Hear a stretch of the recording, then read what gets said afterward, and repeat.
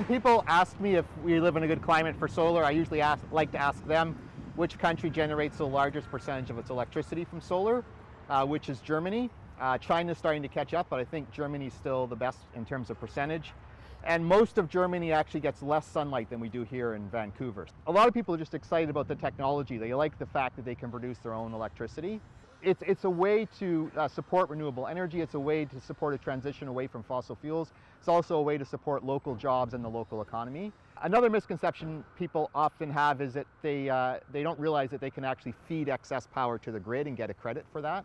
Yeah, so I mean, I guess the biggest challenge right now is still the fact that we're competing against relatively inexpensive energy here in BC, even though it's going up.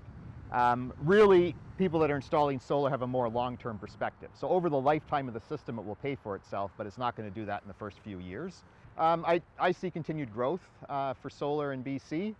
It's still a small market here compared to other places like in the US or in Ontario.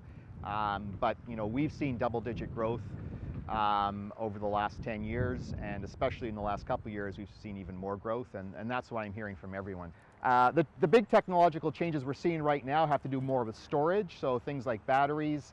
The inverter technology has changed as well, so things that people may not be as much aware of, but is important for making the system more efficient. This particular system here, if it was installed on a homeowner's roof, might save about $400 a year.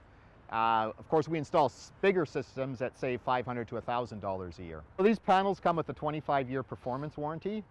So we usually say that they'll last at least 30 years. There's systems in Germany that have been going for 30 years, and they're still producing close to their original output. Average would probably be around 20 to 25,000. So it ranges anywhere from about 7,000 up to 35. There's still a lot of, big flat roofs that we could put solar on.